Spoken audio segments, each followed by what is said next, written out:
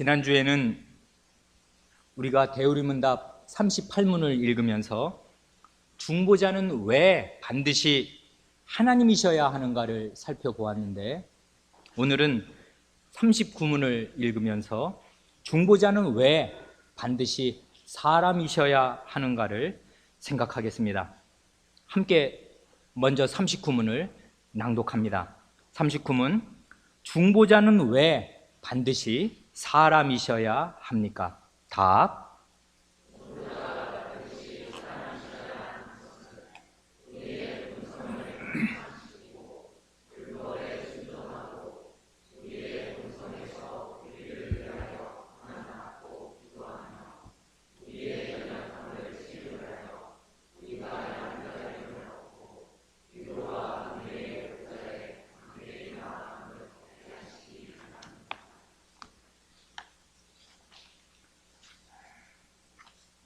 간단한 질문을 하나 드리고 강서를 시작하지요.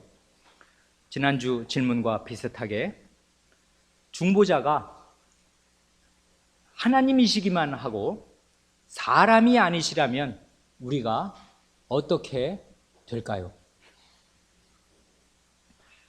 예수님은 본래부터 영원히 하나님의 아들이시니까 하나님이신데, 이분이 하나님이시기만 하고 사람이 아니시라면은 우리가 어떻게 되는가 할 때, 한 사람도 구원받지 못하고 다 영원히 지옥의 형벌에 떨어질 수밖에 없게 됩니다. 왜 그렇습니까? 이 부분은 중요하니까 길게 설명을 드릴 텐데, 어린 사람들을 위해서 거두절미하고 결론부터 말씀드리면, 한마디로 하나님께서는, 하나님만이시라면 중보자가, 하나님께서는 죽으려 하여도 죽을 수가 없는 존재이셔서, 그렇잖아요. 하나님은 영원하신 분이란 말이에요. 죽음이 가까이 할 수 없고 죽을 수가 없는, 죽지 못하는 존재이신데, 죽지 않으면, 중보자가 죽지 않으면 죄값을 치를 수가 없기에 그렇습니다.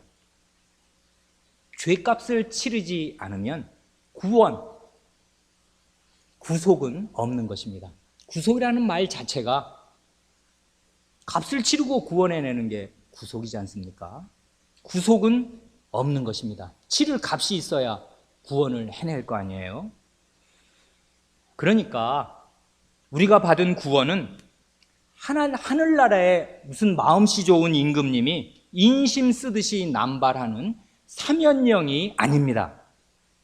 구원은 그저 말로만 다 눈 감아줄게, 다 용서해줄게 하는 것이 아닙니다.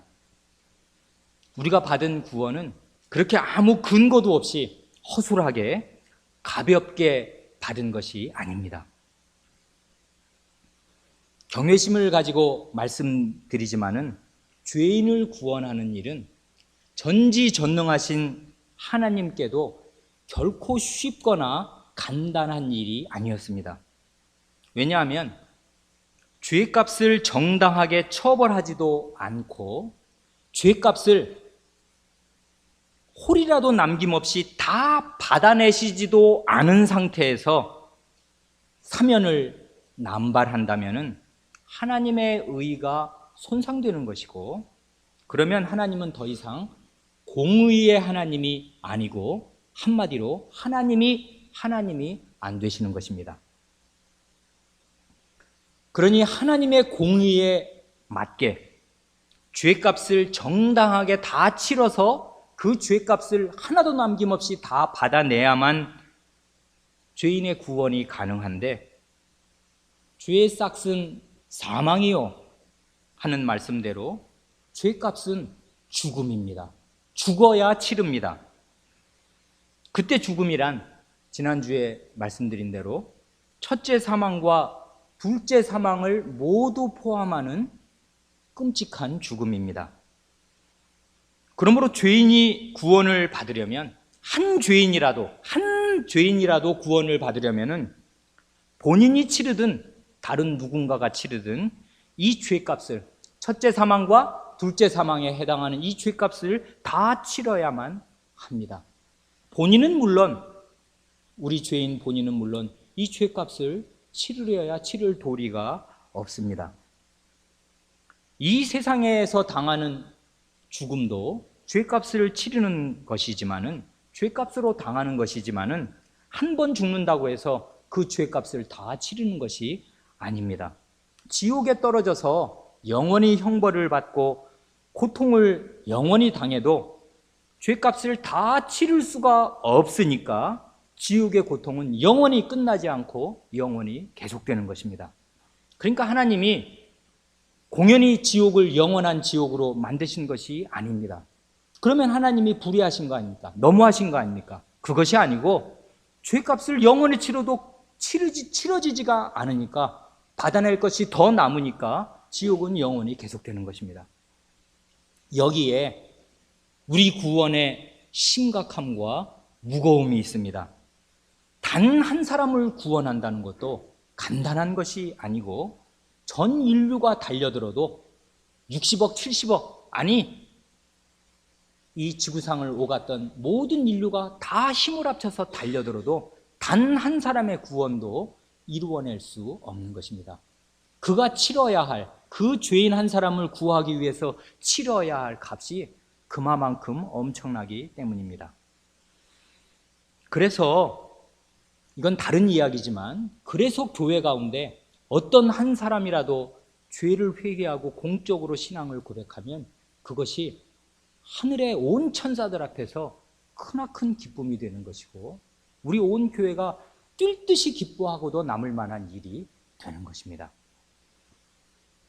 그래, 죄값이 이렇게 무겁기 때문에, 그 죄값을 치르는 일이 불가능한 일이기 때문에, 지난 시간에 중보자가 하나님이 아니시라면 어떻게 되는가 할 때, 첫째로 그 연약한 사람의 인성만으로는, 중보자가 사람이시기만 하다면은 그 연약한 인성만으로는 지옥의 그 영원한 형벌을 다 감당할 수도 없거니와, 둘째로 한 사람만으로는 그가 아무리 무죄하다고 한들, 날 때부터 십자가에 달릴 때까지 한 번도 죄를 짓지 않고 마음으로나 생각으로나 말로나 다 온전하다고 한들, 그저 다른 사람 한 사람을 대신해서 영원히 지옥에 가서 계속 고통을 당한다면 모를까? 수천 수만이 넘는 하늘의 별처럼, 바닷가의 모래처럼, 땅의 티끌처럼 많은 그 많은 하나님 백성들의 죄를 무슨 수로 한 사람이 다 감당할 수 있는가 말씀드렸습니다.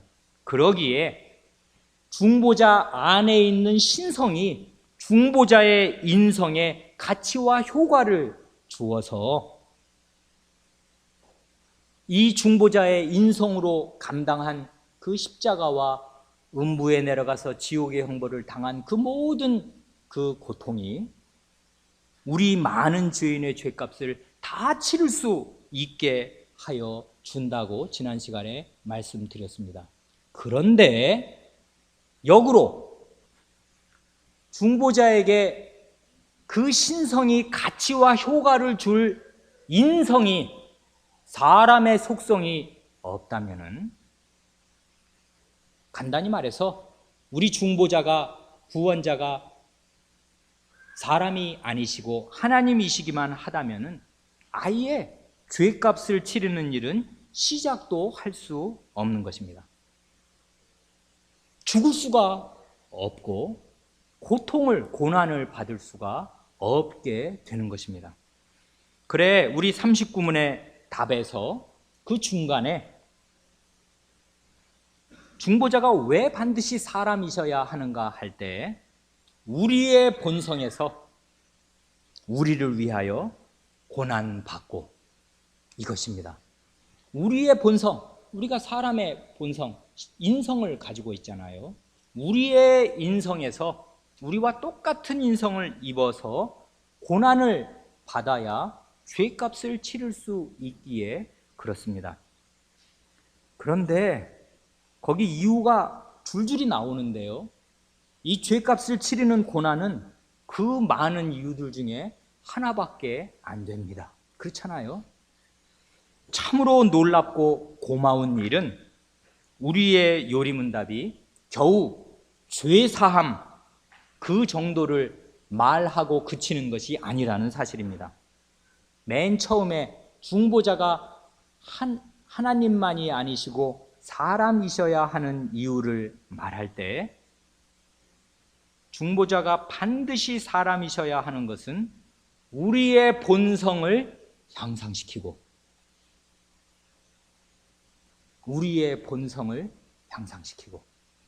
놀라운 말이 나왔습니다.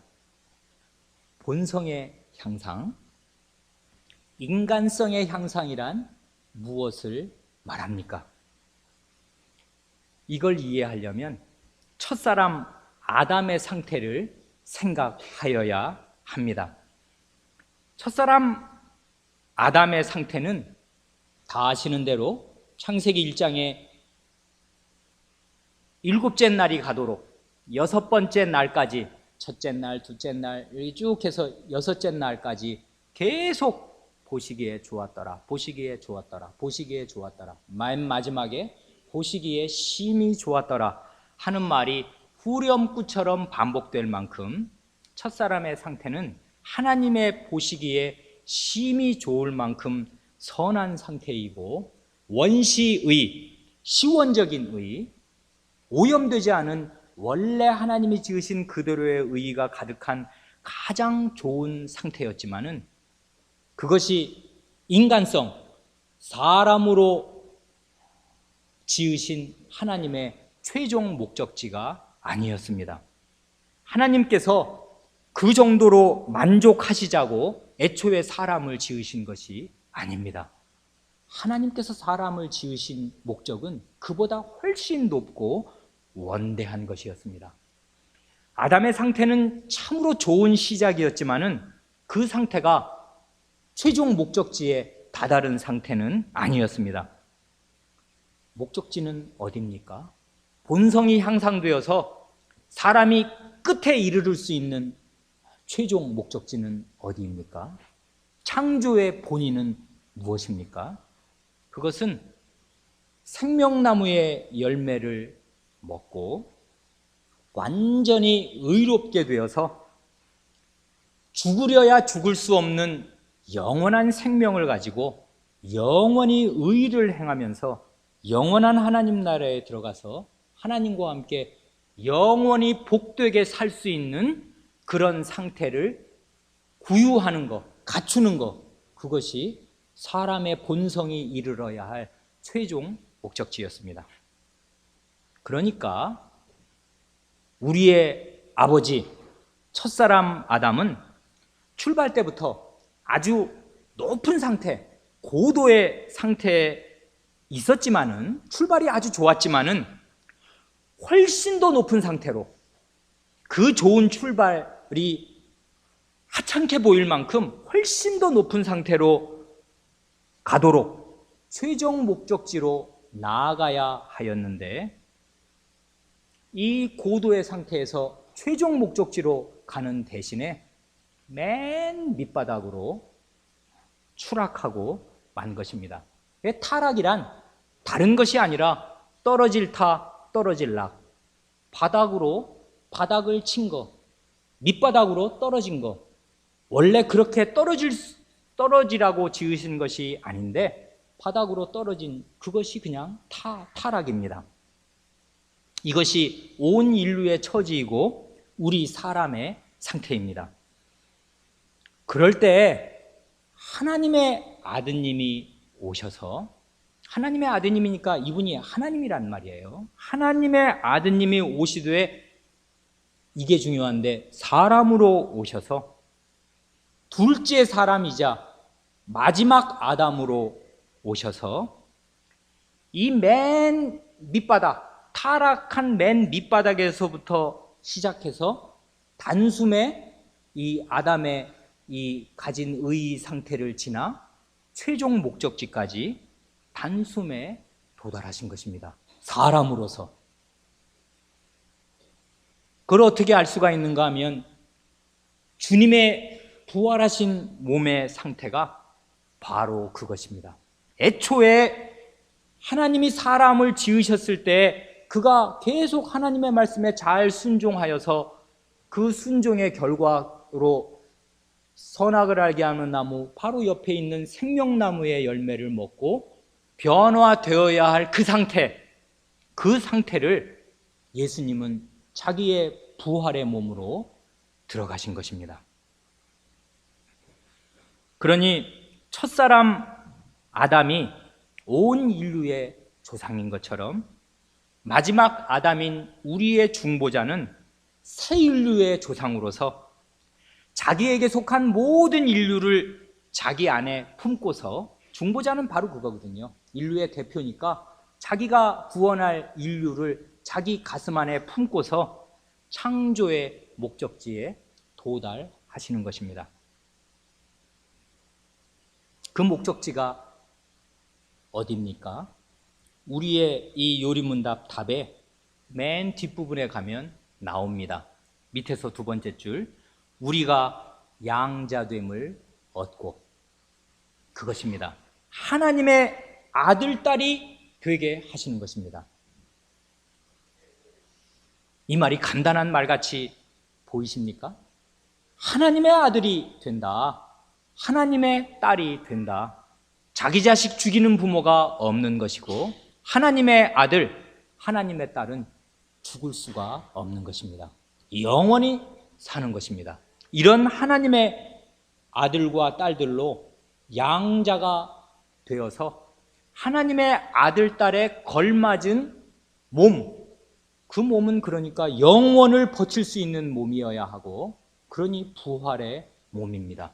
죽음이 침해할 수 없는 그런 몸, 다시는 죄를 지을 가능성이 있으나 그 가능성이 결코 현실이 되지 않는 영광스러운 몸, 그런 몸을 입은 하나님의 아들, 딸들이 되게 하시려는 것입니다. 그게 몸의 구속입니다. 로마서 8장에 나오는 그게 양자됨입니다. 진정한 양자됨은 이미 우리는 하나님의 양자로 입적이 되었지만은, 그러나 우리가 이런 지금 썩을 몸을 입고 있는 동안에는 하나님의 아들, 딸됨의 영광이 하나도 나타나지 않는 것처럼 보이는 것입니다. 그런데 양자됨을 얻어서 이 양자됨이 그 진상을 드러내는 순간에 영광빛이 뿜어져 나오는 것이고, 하나님의 아들이구나, 저게 하나님의 딸이구나 하는 부활의 몸의 영광이 나타날 것입니다. 아들, 딸은 어디서 삽니까? 어디서 살긴 어디서 살아요? 아버지 집에서 사는 거 아니에요. 하나님의 아들, 딸들이 사는 곳은 아버지이신 하나님께서 하나님 나라의 왕이시니까 하나님 나라에서 사는 것이고, 아버지가 왕이니까 은혜의 보좌 앞에 나아가는 것입니다. 그래, 그 맨 마지막 말이 그것입니다. 은혜의 보좌 앞에 담대히 나아감을 얻게 하시기 위함입니다. 보좌입니다. 하나님 나라의 왕좌입니다. 그러니 이 그림은 이게 결국은 기도를 드릴 수 있게 한다, 그 말인데, 은혜의 보좌 앞에 나아간다는 말은 우리가 하나님께 기도한다는 말인데, 단순히 그냥 하나님 뭐 해주세요 이런 기도만을 말하는 것이 아니고, 이 그림이 얼마나 장엄합니까? 하나님의 보좌가 있습니다. 그 보좌는 은혜의 보좌입니다. 시은좌, 멀시 시트, 긍휼을 베푸는, 은혜를 베푸는 그 자리, 언약궤 위가 그게 시은좌 아니었어요? 그 밑에는 하나님의 말씀이 있고, 대제사장의 피를 뿌리는 그 구속의 피가 있고, 그 자리, 하나님의 언약의 말씀과 죄를 사해 주시는 그 피가 이 백성의 죄를 다 사해 주는 그 은혜의 자리가 하나님의 보좌의 발등상이고, 그 참된 보좌가 하늘에 있는데, 이 은혜의 보좌 앞에 영광의 몸을 입은 하나님의 자녀들이 이렇게 나옵니다. 아들, 딸들이 무수히 하나님의 자기 아버지의 보좌 앞에, 자기 아버지가 왕이라고 왕자와 공주들이 자기 아버지 앞으로 나아옵니다.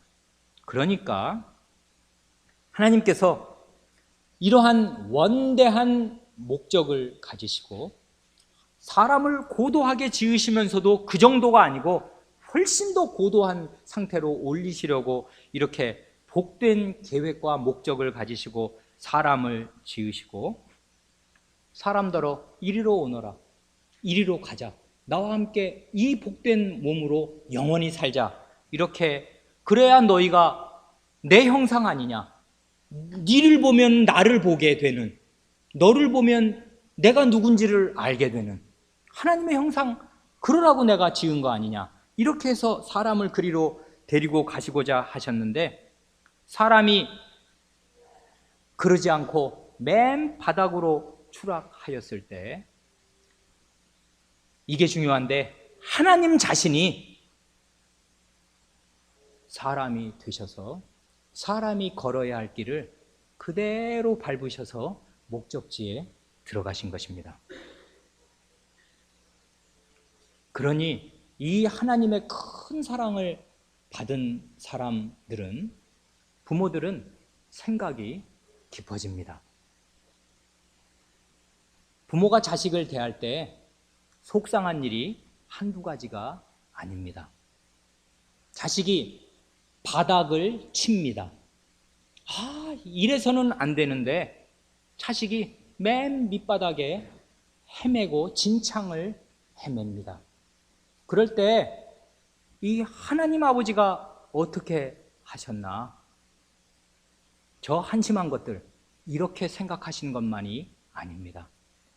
하나님은 고도하게 지은 사람이 맨 바닥을 치고 있으니까 하나님 자신이, 하나님의 아드님이 사람의 몸을 입고 땅바닥으로 내려오셨습니다. 그래 그 사람 자리에서 이 사람이 걸어야 할 길을 그대로 걸으셨습니다. 이 의무는 사람에게 있는 것이지 하나님에게 있는 것이 아닙니다.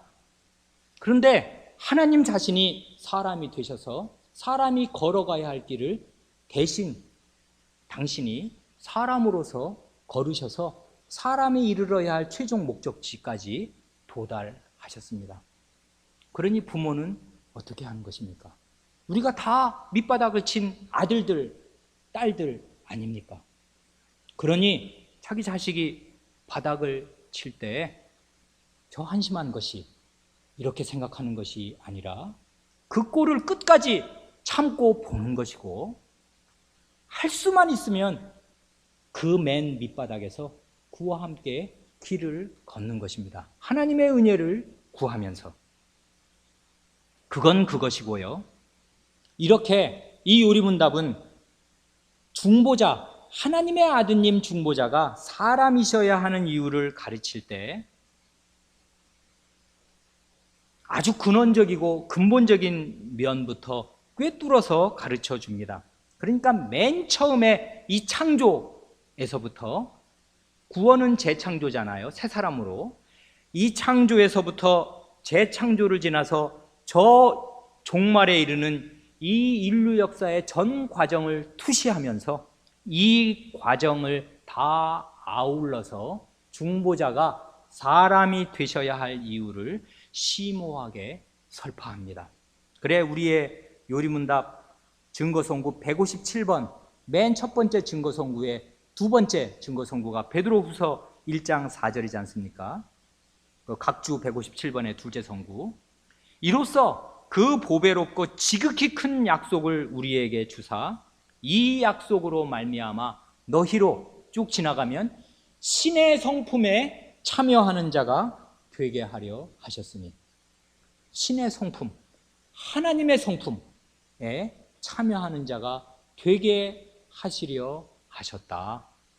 하나님의 자식이니까, 그 아버지의 그 아들이 되어야 하니까, 본성이 향상되어서 우리는 당연히 인간성이니까, 인간이니까 인간성을 지니지 무슨 신성을 지니겠습니까? 그런데 사람을 사람으로 지으셔서 인간성을 가지게 하셨으나 이 사람을 하나님의 형상으로 지으신 관계로 우리의 본성이 향상되어서 하나님을 나타내는 신의 성품에 참여하도록, 하나님의 성품에 참여하도록 우리를 이렇게 보배롭고 지극히 큰 약속을 주셨다 합니다. 본성의 향상이란 그런 것입니다. 하나님께서 사람을 지으신 목적은 이렇게 원대하고 놀랍고 영광스러운 것입니다.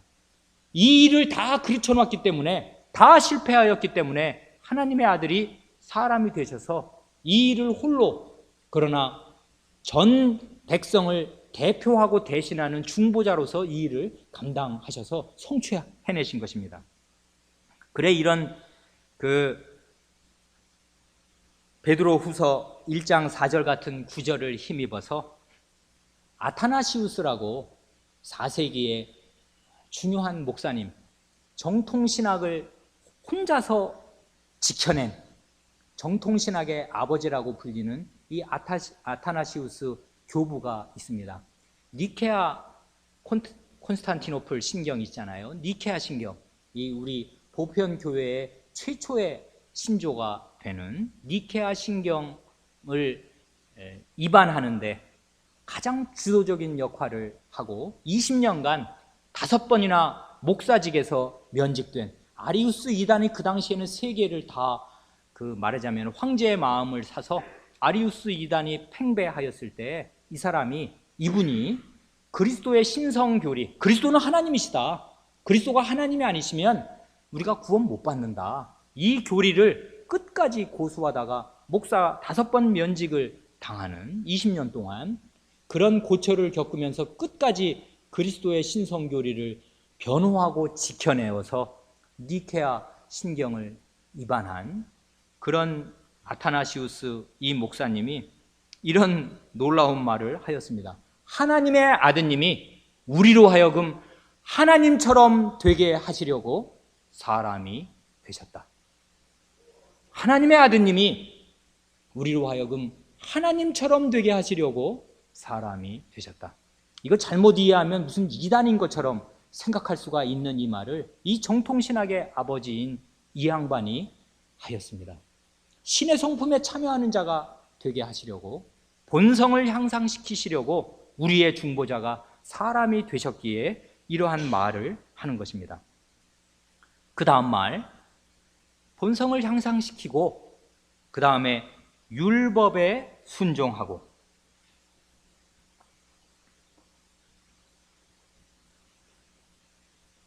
사람이 원래 걸어야 할 길이 하나님 말씀에 순종하는 그 길이었습니다. 원래는 첫사람 아담 무죄한 상태에서 아무 죄 없이, 그리고 그야말로 낙원에서, 파라다이스에서 하나님의 모든 말씀에 그 간단한 명령을 끝까지 지키면 되니까요.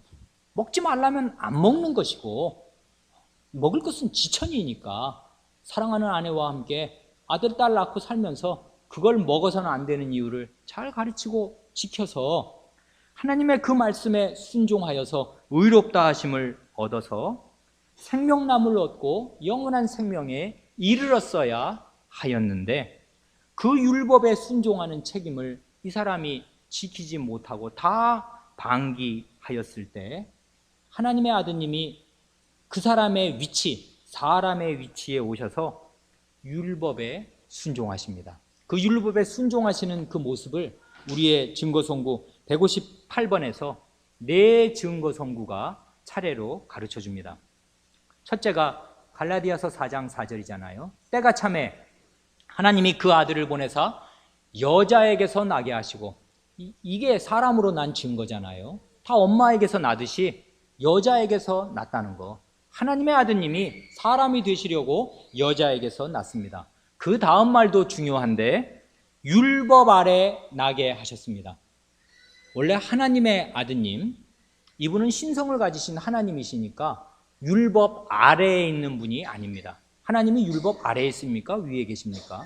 당연히 율법 위에 있는 분입니다. 율법은 사람더러 지키라고 내시는 것이지 하나님 자신이 지키려고 써붙이는 무슨 벽보 같은 그런 법률이 아닙니다.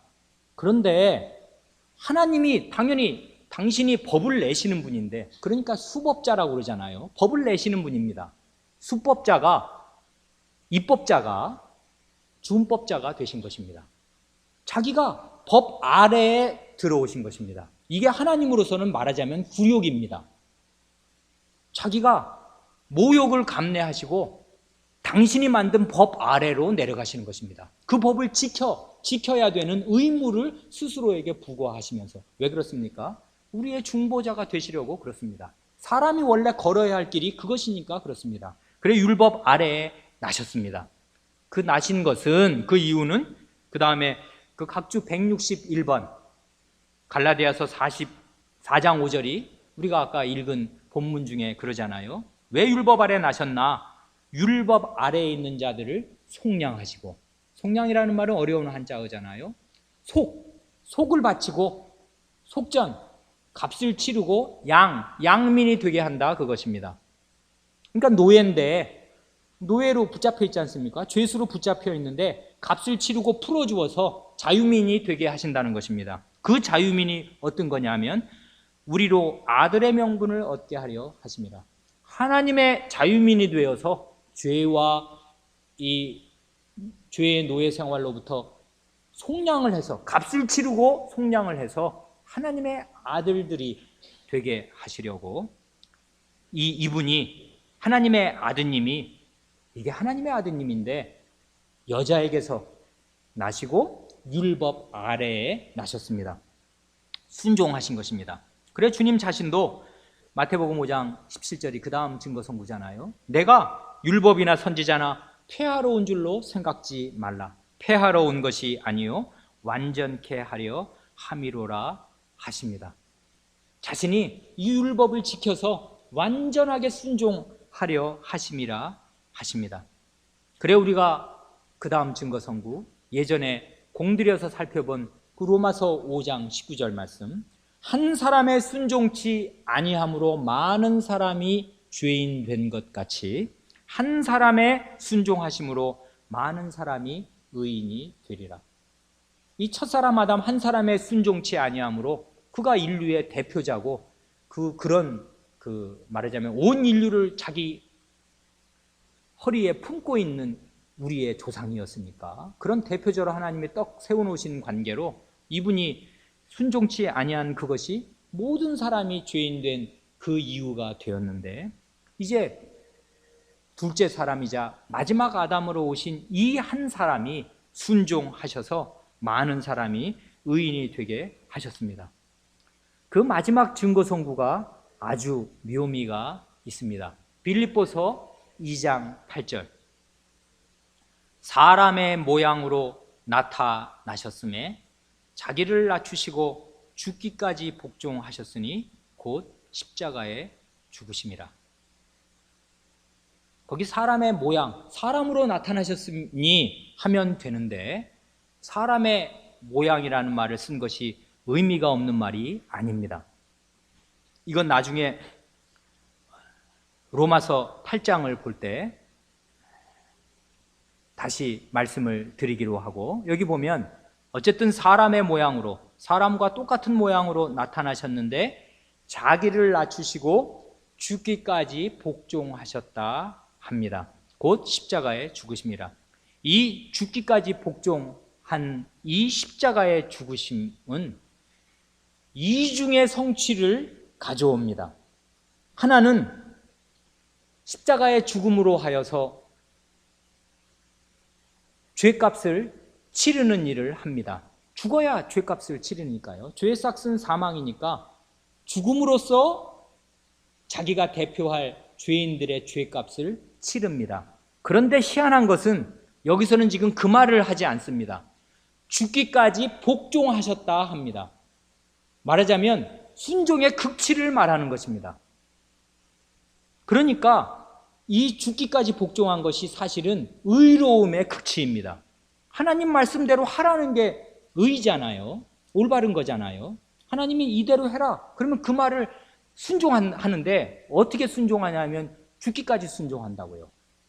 그러니까 이 죽기까지 복종하셨으니 하는 말이 아주 묘미가 있는데 두 가지를 단번에 이룬다고요. 뭘 이루냐면 하나님의 의로우심도 나타내고 예수 자신의 의로우심도 나타냅니다. 왜 그렇습니까? 하나님의 의로우심은 하나님이 죄인을 거저 용서해 주시는 거 아니다. 봐라, 죽었잖냐? 죄값이 치러졌잖냐? 마귀? 불만 있어? 한번 봐라. 이 죄값, 하나님이 예수 자기 아들에게서 받아내신 이 죄값이 네가 고소하고 정죄하는 그 많은 사람들의 죄값보다 덜하냐? 모자르냐 값이? 천만의 말씀이다.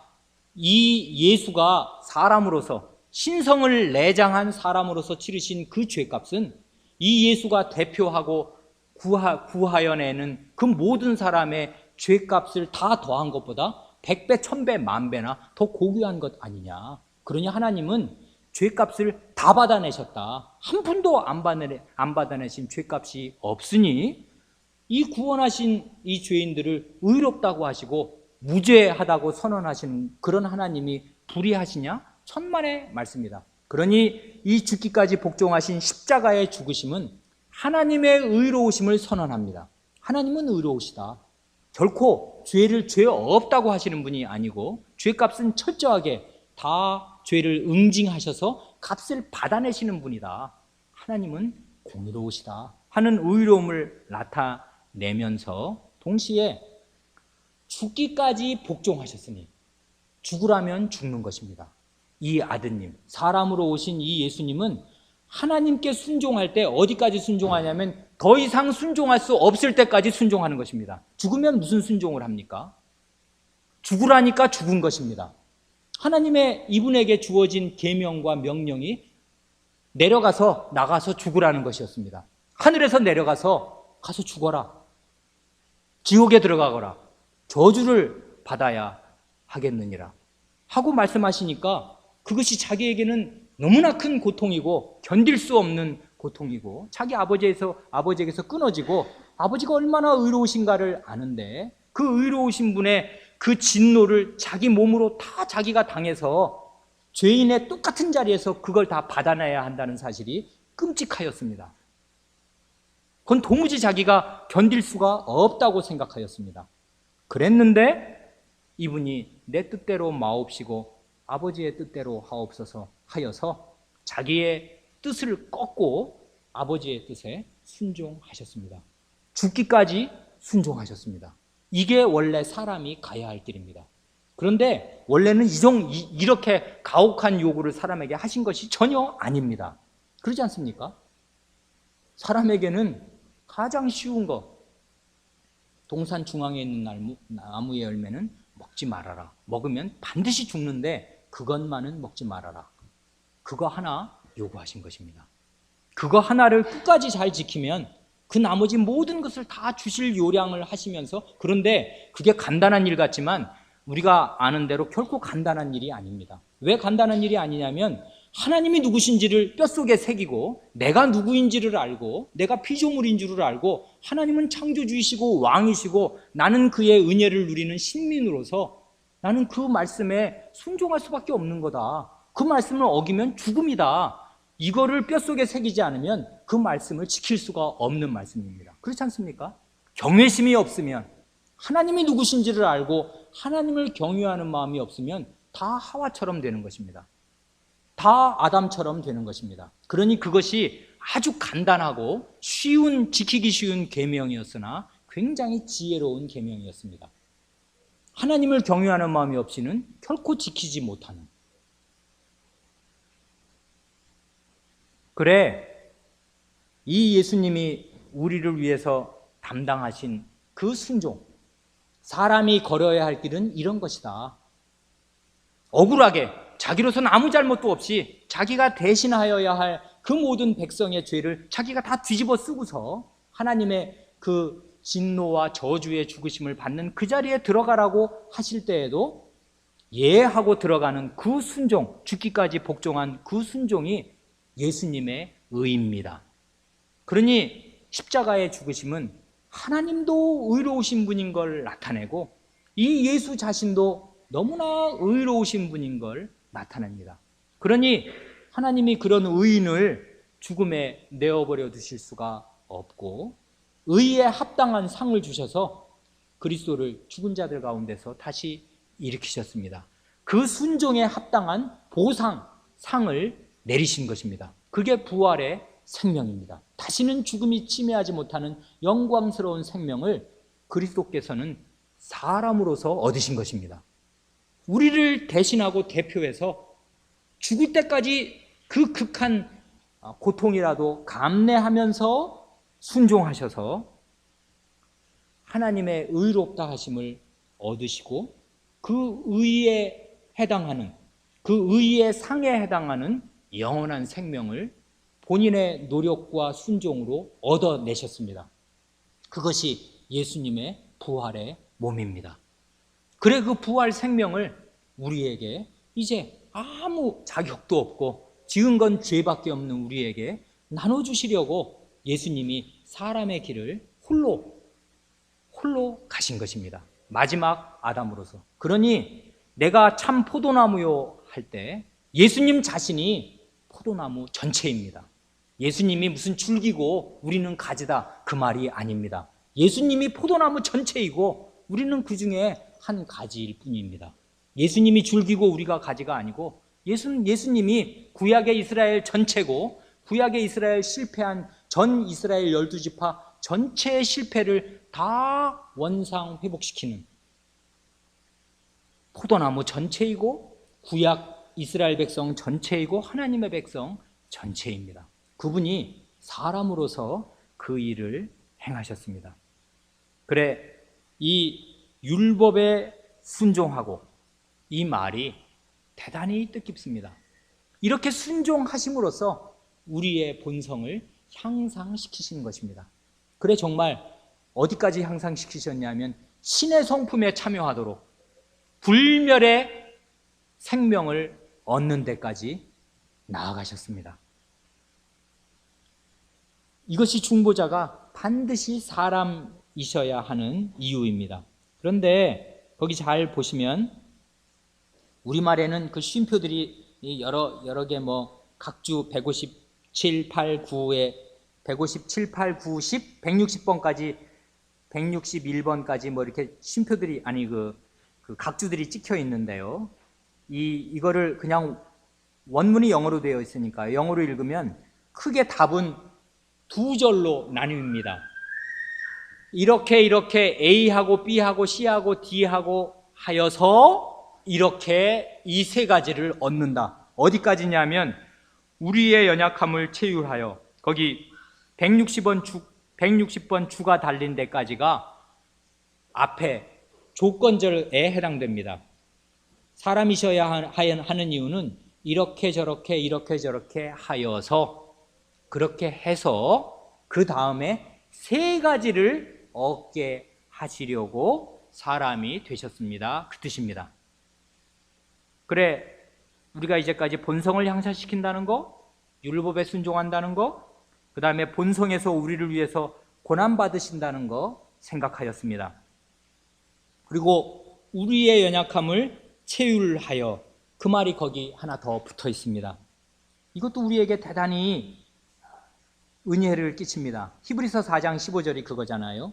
우리에게 있는 대제사장은 우리 연약함을 체휼은 몸으로 불쌍히 여기는 거잖아요. 그러니까 이게 이 체휼이라는 말이 참 중요한 말인데 몸체자가 거기 들어가잖아요.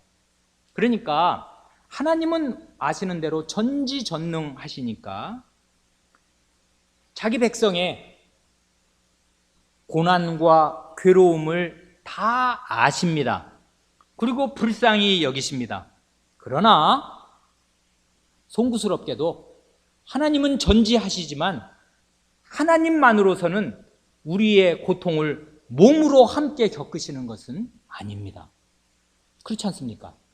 그런데 그 하나님의 아드님이 우리에게 있는 대제사장으로 오셔서 우리의 중보자가 되시는 관계로 그분은 체휼하십니다.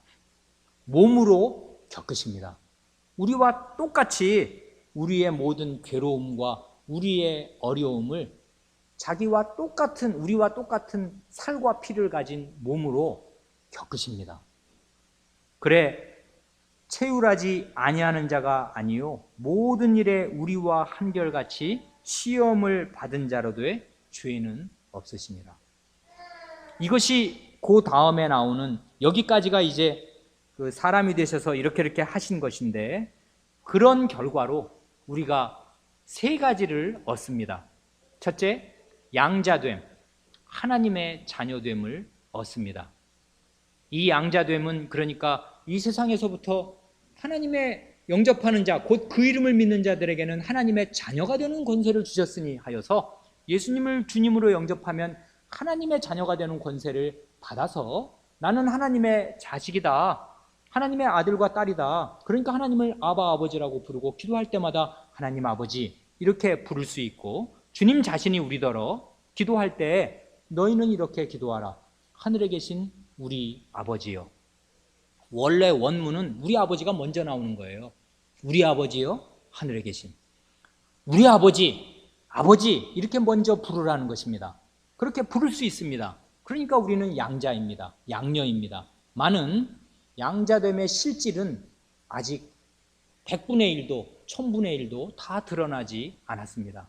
아들됨을 얻는다, 양자됨을 얻는다는 것은 굉장히 영광스러운 것입니다. 그게 로마서 8장 뒷부분에 잘 나타냅니다.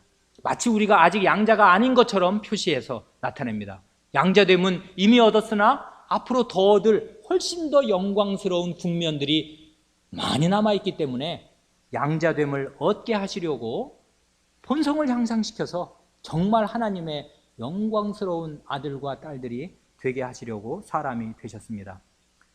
그리고 우리의 사람이 되셔서 우리의 연약함을 몸소 겪으셨기 때문에 이것이 우리에게 큰 위로를 줍니다. 두 번째 얻는 게 위로입니다. 거기 보면 위로를 얻습니다. 마지막으로 은혜의 보좌 앞에 담대히 나아감을 얻습니다. 사람인데 사람이 원래 어전에 함부로 갈 수가 없는 것입니다. 다 아시잖아요.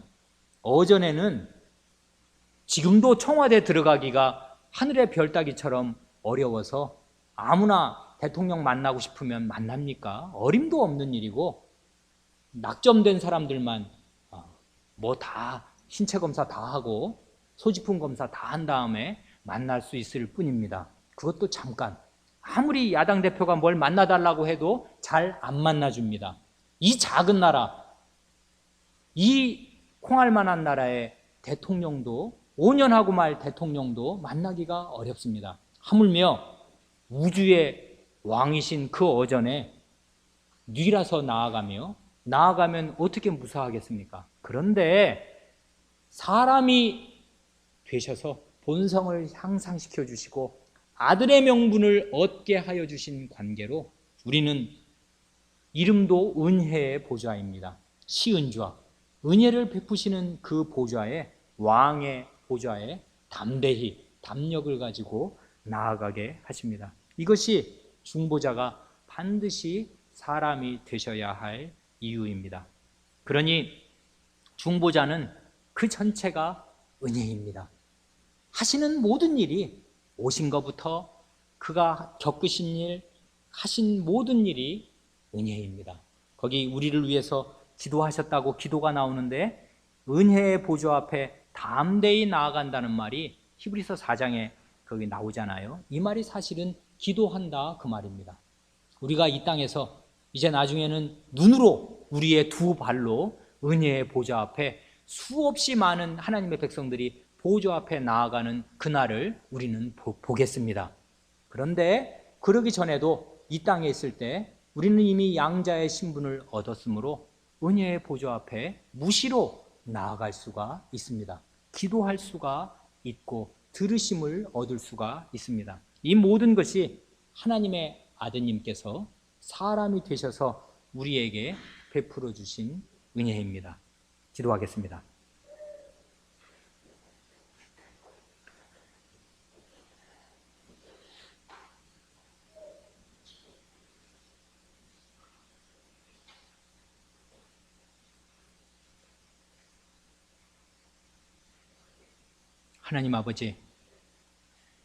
하나님 아버지께서는 과연 모든 은혜의 하나님이셔서 저희를 위하여 이토록 완벽한 중보자, 완벽한 구원자, 완전한 구속자를 내어보내 주시되 하나님 자신이라고 하여도 좋을 하나님의 아드님이 신성을 가지신 그대로 또한 인성을 구유하셔서 한 위격의 신성과 인성을 가지신 온전한 중보자가 되심으로 사람이 나아갈 길이 무엇인가를 친히 모범으로도 보이시고 저희가 떨어진 바로 그 자리에서 시작하셔서 저희가 원래 이르러야 할 가장 높은 자리로 올라가시되 저희 모두를 가슴에 품고 올라가셨사오니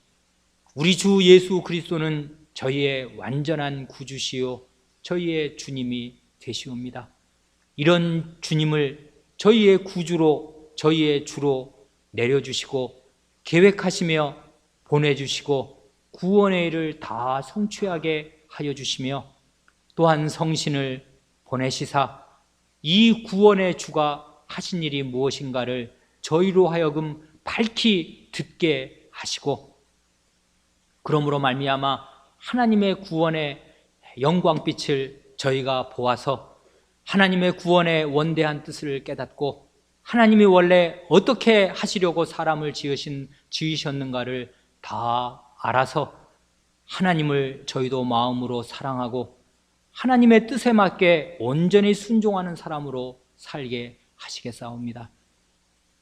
예수 그리스도 안에서 시작하신 일을 그러므로 이제 성신 하나님으로 다 이루시옵소서. 이 말씀을 들은 이 회중 가운데 하나님께서 사람 지으신 목적을 다 성취하여 주시옵소서. 우리 구주 예수님의 이름으로 기도하옵니다. 아멘.